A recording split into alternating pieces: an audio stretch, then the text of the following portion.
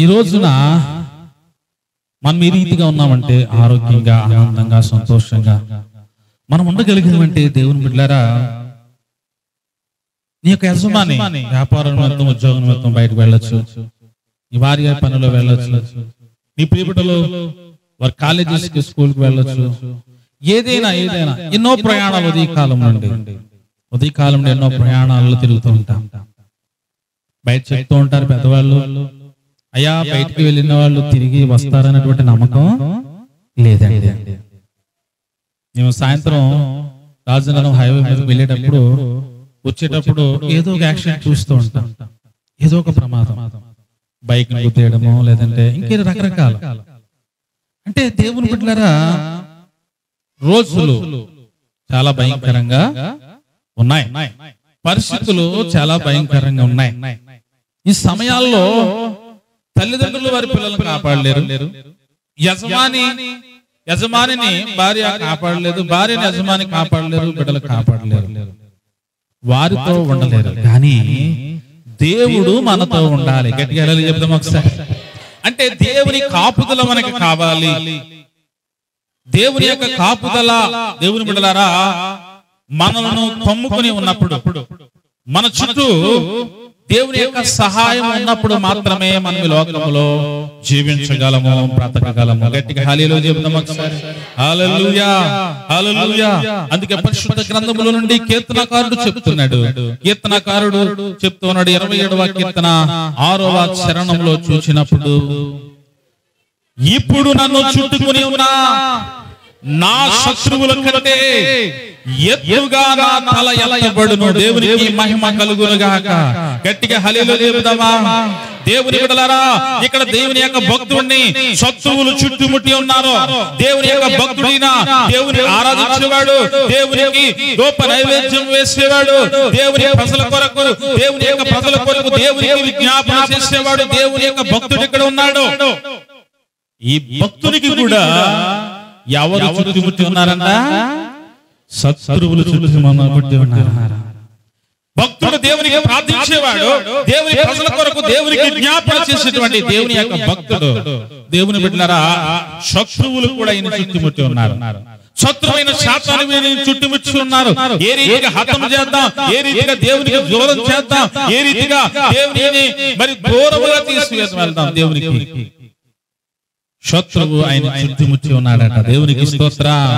అందుకే భక్తుడు అంటున్నాడు, నన్ను శత్రువులు చుట్టుముట్టుకొని ఉండగా నా శత్రువుల కంటే ఎత్తుగా నా తల ఎత్తబడును. దేవునికి మహిమ కలుగునుగా.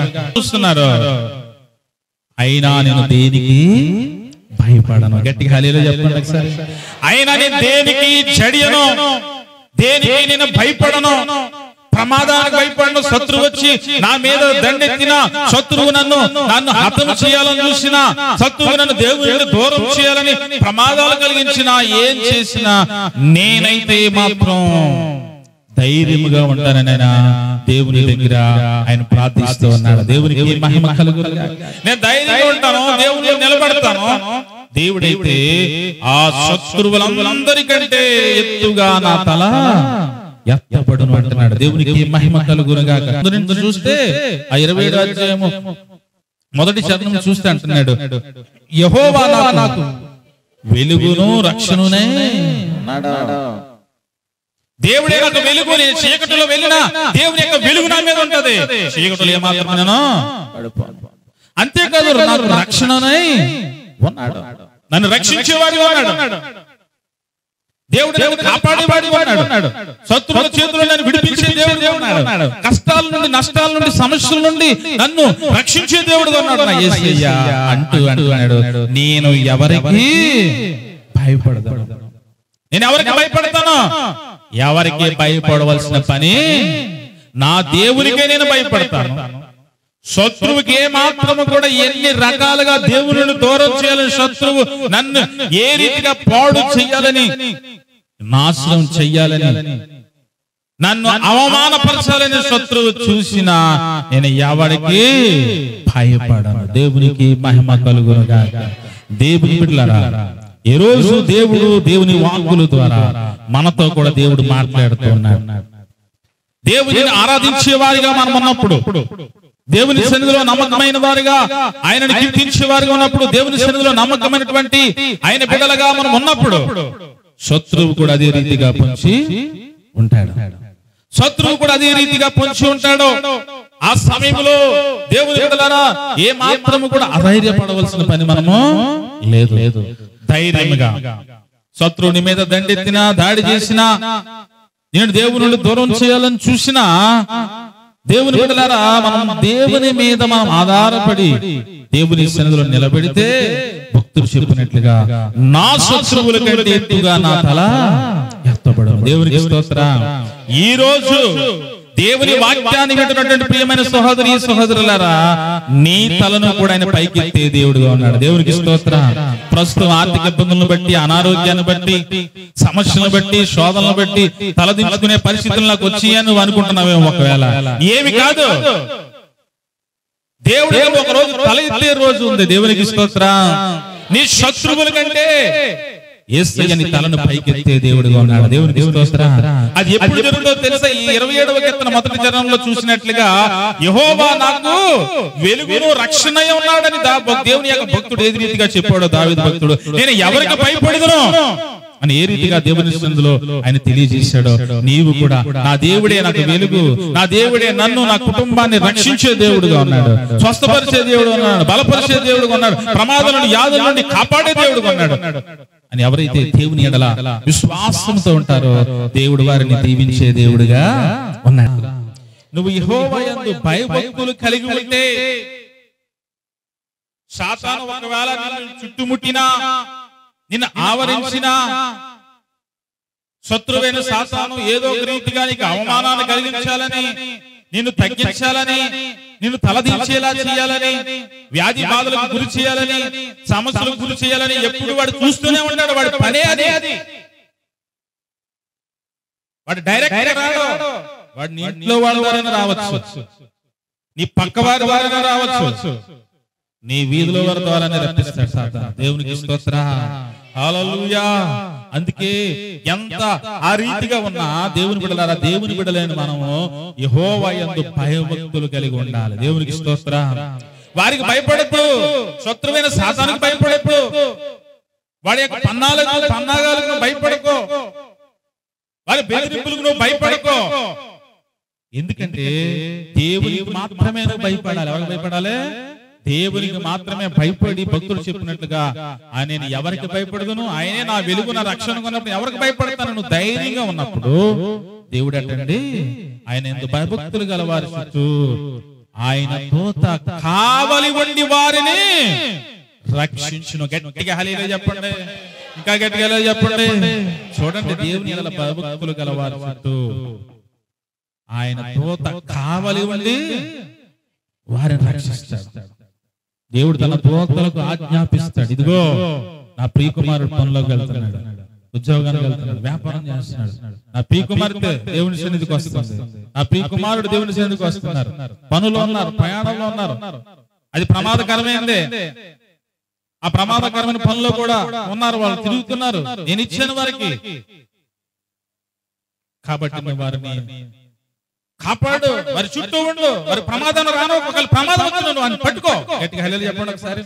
ఒకవేళ ప్రమాదం వచ్చినా నువ్వు వారి చుట్టూ ఉండు, చుట్టూ ఉండి ఏ గాయం కూడా తగలకుండా కాపాడు, రక్షించు అని దేవుడు ఎవరికి ఆజ్ఞాపిస్తున్నాడట? తన దూతలకు యేసయ్య ఆజ్ఞాపిస్తున్నాడు. గట్టిగా హల్లెలూయా చెప్పండి ఒకసారి. హల్లెలూయా. ఏదైనా ప్రమాదం జరిగినప్పుడు దేవుడు ఆ ప్రమాదాన్ని త్రూటులోను తప్పించినప్పుడు అనుకుంటాం, అమ్మ బాబోయ్ ఎంత ప్రమాదం జరిగిందండి, మా ప్రాణాలు పోవాలండి ఈ రోజు, లేదంటే ఆ దెబ్బకి నాకు కాలు చెయ్యి ఇరిగిపోవాలండి మాకు అంటాం. ఇప్పుడు అంటాం, నీ కళ్ళెదుట జరిగినప్పుడు, నువ్వు చూస్తుండగా జరిగినప్పుడు, ఆ కార్యం నీ ఎదుట ఆ దేవుడు చూపించినప్పుడు, తప్పించినప్పుడు అంటాం. మరి నీకు దేవుడు తెలియకుండానే తప్పిస్తున్నాడు, దాని పరిస్థితి ఏంటి? అసలు ఆ ప్రమాదమే రాకుండా, ఆ కష్టమే రాకుండా, ఆ సమస్య రాకుండా దేవుడు అసలు నీకు అది నువ్వు దాన్ని చూసి భయపడతావు, ఏమైపోతావని దేవుడు మనల్ని ప్రేమించి అసలు అదే జరగకుండా దేవుడు కాపాడుతున్నాడు. దేవునికి స్తోత్రం చెప్పండి. హల్లెలూయా. కొన్ని సమయాల్లో దేవునికి మనం సాక్ష్యం ఇవ్వడానికి, కొన్ని సమయాల్లో మనం దేవునిని కనపరచాలని, అన్యుల ఎదుట దేవునికి సాక్ష్యం ఇవ్వాలని దేవుడు నీకు కనపడేలాగైనా కార్యాలు చేస్తుంటాడు. అందుకంటాడు కదా, ఆయన కార్యాలు కంటికి కనపడవు, ఆయన కార్యాలు కంటికి కనపడవు, చెవులకు అంత అద్భుతమైన కార్యాలు నీ కొరకు, ఆయన ప్రేమించే వారి కొరకు, ఆయన ఎడల భయభక్తులు గల వారి కొరకు దేవుడు ఎన్నో కార్యాలు చేస్తున్నాడు. దేవునికి స్తోత్ర.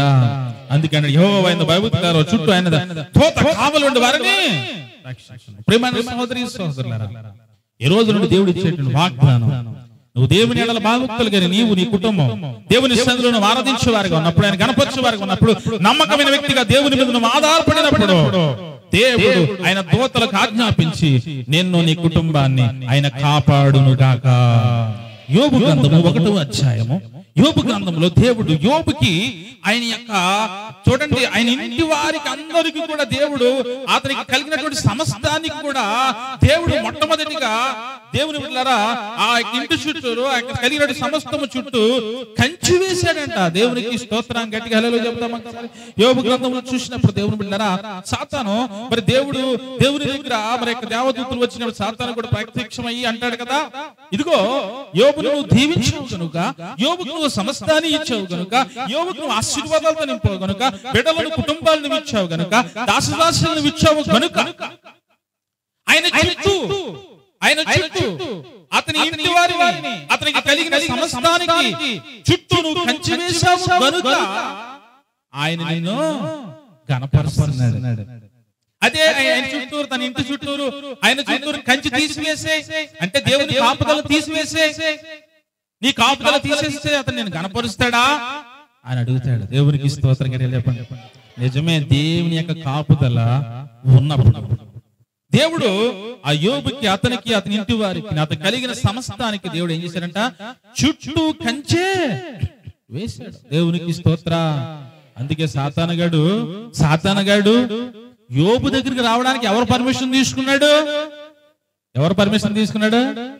పర్మిషన్ తీసుకోవాల్సిన అవసరం ఎందుకు వచ్చింది? దేవుడు అతనికి, అతని ఇంటి వారికి కలిగిన సమస్తమును చుట్టూ ఏం చేశాడు, కంచె వేశాడు గనుక. అంటే దేవుని యొక్క కాపుదల యోబుకి దేవుడు ఇచ్చాడు గనుక అతడు దేవుని పర్మిషన్ లేదే యోబు మీదకే వెళ్ళలేకపోయాడు. గట్టిగా హల్లెలూయా చెప్పండి. అతనికి దేవుడు కంచె వేయడానికి కారణం ఏంటి? అతని ఇంటికి, తన కుటుంబానికి, అతని చుట్టూ దేవుని కాపుదలకు కారణం ఏంటంటే ఆయన దేవుని ఎడల భయభక్తులు కలిగిన వాడిగా ఉన్నాడు. ఆయన దేవుని మీద ఆధారపడిన వాడిగా ఉన్నాడు. దేవుని సహాయాన్ని పొందుకొనడానికి దేవుని బిడ్డలారా ఆయన దేవుని కొరకు జీవించేవాడిగా ఉన్నాడు కనుకనే ఆయన చుట్టూ దేవుడు కంచె వేశాడు. దేవుని బిడ్డలారా ఈ రోజు కూడా దేవుని సహాయాన్ని కోరుకునే మనం, దేవా నీ సహాయం మాకు కావాలి. నీ ఎడల మీద భక్తులు జీవిస్తున్నప్పుడు, నీ మీద ఆధారపడుతున్నప్పుడు నువ్వు గొప్ప కార్యాలు చేసే దేవుడిగా ఉన్నావు. నా చుట్టూ, నా ఇంటి చుట్టూరు నాయనా నీవు నాకు ఇచ్చినటువంటి సమస్తము, నువ్వు నాకు ఇచ్చిన వ్యాపారం ఉద్యోగం నీ కంచెను వేసి ఉంచు ప్రభువా అని నిత్యము మనం ప్రార్థించాలి. గట్టిగా హల్లెలూయా చెప్పండి. నిత్యము నువ్వు ప్రార్థించేవారు ఉన్నప్పుడు, నీకు ప్రార్థించే దైవజనుడు సంఘము నీకు ఉన్నప్పుడు, శత్రువైన సాతాను ఏమీ రావాలన్నా దేవుని దగ్గర పర్మిషన్ అడిగి రావాలి. గట్టిగా ఎలా చెప్పండి. ఆ పర్మిషన్ కూడా ఎందుకు అడుగుతాడు సాతాను అంటే, మన విశ్వాసం దేవుని మీద మనం ఎంతగా విశ్వాసం కలిగి ఉంటాం, ఎంతగా దేవుని మీద మనం ఆధారపడతామని దేవుడు ఒక్కవేళ అవకాశం ఇవ్వాలి తప్ప దేవుడు సాధారణంగా అవకాశము ఎవడు. గట్టిగా స్తోత్రాలు చేద్దాం. హల్లెలూయా. కనుక దేవుడు మనకు, మన ఇంటి వారికి, మనకు కలిగినటువంటి సమస్తానికి దేవుడు చుట్టూ కంచె వేయును గాక. ఎంత అద్భుతం, ఎంత ఆశ్చర్య కార్యం దేవుని బిడ్డలారా. ఈ రోజు నీ వ్యాపార విషయంలో, నీ ఉద్యోగం విషయంలో, నీ కుటుంబ విషయంలో, అనారోగ్య విషయంలో అనుకుంటున్నా పాడైపోయాను, అనారోగ్యం వస్తుంది, బలహీనత వస్తుంది, ఏదైనా భర్తకి బలహీనత వస్తుంది, పాడైపోయాడు నా భర్త, ఏదైనా భార్య బలహీనత వస్తుంది, పాడైపోయింది, నా బిడ్డలు బలహీనంగా ఉన్నారు అనుకుంటున్నావు, నాకు ఉన్నవన్నీ పోయినవి అనుకుంటున్నావు. దేవుని బిడ్డలారా నీకున్నవి అన్ని కూడా శత్రువైన సాతాను దొంగిలించాడు. నాకు ఇంకేమీ లేదు నువ్వు అనుకుంటున్నావేమో. దేవుడు అంటున్నాడు, దేవుని వాక్యం సెలవిస్తుంది. యెహెజ్కేలు గ్రంథం ద్వారా దేవుడు మాట్లాడిన మాట, యెహోవానైన నేను అనగా నీవు సేవిస్తున్నటువంటి దేవాది దేవుడైన నేను, నువ్వు ఆరాధిస్తున్నటువంటి దేవాది దేవుడైన నేను పాడైపోయిన స్థలాలను కట్టువాడు. దేవునికి స్తోత్రం. నువ్వే విషయంలో పాడైపోయావా? అనారోగ్యంగా పాడైపోయావా? ఆర్థికంగా పాడైపోయావా? కృంగిపోయావా? సమస్యలో, కష్టాల్లో, నష్టాల్లో, వ్యాధి బాధలో ఉన్నావా? దేవుడు నీతో ఉంటే, దేవుడి సహాయాన్ని కోరుకుంటే, ఆ ఏ విషయంలో పాడైపోయినటువంటి పరిస్థితుల్లో ఉన్నావో, నీ స్థలాలు, నీ ఇల్లు, నీ గృహం, దేవుని బిడ్డారా మళ్ళీ ఆయన కట్టువాడిగా ఉన్నాడు. దేవునికి స్తోత్రం. మళ్ళీ నిర్మాణం చేసేవాడు వాడు యేసయ్య. నీ కుటుంబాన్ని కట్టేవాడు వాడు, నీ ఆరోగ్యాన్ని మళ్ళీ తిరిగి ఇచ్చేవాడిగా ఉన్నాడు. నీ వ్యాపారాన్ని, ఉద్యోగాన్ని, నీ బిడ్డలను దేవుడు దీవించే దేవుడుగా ఉన్నాడు. అంతేకాదు పాడైపోయిన స్థలములలో చెట్లను నాటువాడని. దేవునికి స్తోత్రం. పాడైపోయిన స్థలంలో చెట్లు నాటాలంటే చాలా కష్టం. మళ్ళీ అక్కడ ఏం చేయాలి? ఎరువేయాలి. మంచి మట్టిని తీసుకొచ్చి అక్కడ వేయాలి. దాన్ని మరి దానిలో ఆ చెట్టును వేయాలి, ఎరువు వేయాలి, దానికి నీళ్లు వేయాలి. చాలా సమయం పడుతుంది. కానీ ప్రభు అంటున్నాడు, పాడైపోయిన స్థలాల్లో కూడా చెట్లను నాటువాడని అంటున్నాడు. దేవునికి స్తోత్రం. అంటే నువ్వేది పోగొట్టుకున్నావో, ఎక్కడ పోగొట్టుకున్నావో అక్కడే దేవుడు నిన్ను నిలబెడతాడు. గట్టిగా హల్లెలూయా చెప్పలే, గట్టిగా చెప్పండి. దేవుడు నువ్వు ఎక్కడ ఏది పోగొట్టుకున్నాను అనుకుంటున్నావో, ఏది లేదు పోతుంది అనుకుంటున్నావో, దేవుడు అక్కడే ఒక చెట్టుని ఏ రీతిగా నాటుతారో, ఒక చెట్టు ఏ రీతిగా నాటబడి అక్కడ మరి పెరుగుతుందో, దేవుడు అంటున్నాడు, ఎక్కడైతే పడిపోయిన స్థితిలో ఉన్నావో, ఎక్కడైతే ఆశీర్వాదాలు పోగొట్టుకునే స్థితిలో ఉన్నావో అక్కడే నేను నాటుతాను. దేవునికి నాటడం అంటే మామూలు విషయం కాదు. ఆ నాటిన వాడు దానికి ఎరువు వేస్తాడు, ఎరువు వేసిన వాడు దానికి నీరు వేస్తాడు. అంతేకాదు దానికి ఫలాలు ఫలించే బాధ్యత కూడా ఎవరికి ఉంటది? వ్యవసాయకుడు. దేవునికి స్తోత్రం. మన వ్యవసాయకుడు మన తండ్రి యేసయ్య. అంటే ఆయనే చూసుకుంటాడు. గట్టిగా హల్లెలూయా చెప్పండి ఒకసారి. ఆయనే చూసుకుంటాడు. నువ్వు ఫలాలు ఫలించేలా దేవుడు చేస్తాడు. నువ్వు ఎండిపోనోడు దేవుడు, నిన్ను దేవుడు ఆ యొక్క చెట్టులా నాటిన దేవుడు ఏం చేస్తాడు తెలిసి? నిన్ను మహావృక్షంగా చేస్తాడు. గట్టిగా చప్పట్లు కొట్టండి. దేవుడు చిన్న మొక్కగా నిన్ను నాటడమే కాదు, ఎక్కడైతే పడిపోయావో అక్కడ దేవుడు మొక్కగా నాటడమే కాదు, యేసయ్య దేవుడు బిడ్డలారా నిన్ను మహావృక్షంగా చేస్తాడు. ఆమేన్ చెప్తామా? హల్లెలూయా. అంతేకాదు నీ చుట్టూ శేషించిన అన్యజనులు తెలుసుకుంటారు. దేవునికి స్తోత్రం. నీ చుట్టూ, నీ ఇరుగు పొరుగు వారు, నీ ప్రక్క వారు అన్యజనులు తెలుసుకుంటారు. అమ్మో, వీరి నమ్మిన దేవుడు గొప్ప దేవుడు. వీరు ఎండిపోయారు అనుకున్నాం, నాటబడ్డారు కానీ వీరు పెరిగి వేయబడ్డారు అనుకున్నాం. వీరి జీవితం ఇంతే అనుకున్నాం, వీరి పరిస్థితి ఇంతే అనుకున్నాం. అమ్మో, ఇప్పుడైతే మళ్ళీ నాటబడ్డారు. గట్టిగా హల్లెలూయా చెప్పండి ఒకసారి. శత్రువు అనుకుంటాడు. దేవుని బిడ్డలారా అనేక మంది ప్రజలు అనుకుంటారు, వీరు పెరిగి వేయబడ్డారు అనుకున్నాం, ఎండిపోయారు అనుకున్నాం, వీళ్ళకి నీళ్లు వేసేవారు లేరు, ఎరువు వేసేవారు లేరు, కాపు కాసేవారు లేరు అనుకున్నాం. ఇదేంటి మళ్ళీ ఎలా నాటబడ్డారు? ఎలాగ నాటబడ్డారు? ఎలా పచ్చగా ఉన్నారు? ఎలాగేస్తున్నారని శత్రువు సిగ్గుపడ్డమే కాదు, అన్యజనులు ఏం చేస్తారంట?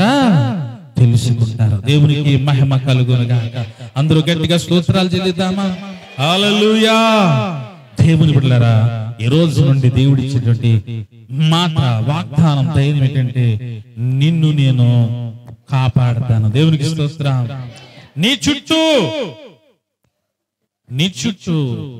నిన్ను చుట్టుకున్నటువంటి శత్రువులందరికంటే ఎత్తుగా నీ తల ఎత్తబడను. గట్టిగా హల్లెలూయా చెప్పండి. హల్లెలూయా. నిజమే. శత్రువు ఎప్పుడు కూడా నిన్ను దేవునికి దూరం చేయాలని చూస్తాడు, నిన్ను అవమానపరచాలని చూస్తాడు, నీ మీద బురద చల్లాలని చూస్తాడు, నీ దేవునికి నిన్ను మరి దేవునికి దూరంగా చేయాలని చూస్తాడు. ప్రభువుచే వాగ్దానం, నువ్వు నా ఎడల భయభక్తులు కలిగి ఉన్నట్లయితే నీ తలను పైకి, నీ శత్రువుల కంటే ఎత్తుగా నీ తల ఎత్తబడను. శత్రువు అయితే నేను చూస్తున్నాడు, నిన్ను చిన్నవాడిగా చూడాలని చూస్తున్నాడు, చిన్నదానిగా చూడాలి అని చూస్తున్నాడు. ప్రభు అంటున్నాడు, వారి ఎదురుగా నీ తల పైకి ఎత్తుతారు. గట్టిగా చెప్పండి ఒకసారి. వారి కంటే ఎత్తుగా నీ తల ఎత్తబడును. అంటే నిన్ను దేవుడు అంటున్నాడు, నిన్ను హెచ్చిస్తాను, నేను హెచ్చిస్తాను, అన్ని రకాలుగా నేను దీవిస్తాను, ఆశీర్వదిస్తాను. అంతేకాదు నా ఎడల నువ్వు భయభక్తులు కలిగి ఉంటే ప్రమాదాలు వస్తాయి, కష్టాలు వస్తాయి, నష్టాలు వస్తాయి, వ్యాధులు వస్తాయి, ఏమి వచ్చినా నువ్వు భయపడొద్దు. కారణం ఏంటో తెలుసా? నా దూతలకు నేను నిన్ను నా దూతలుగా ఆజ్ఞాపిస్తాను.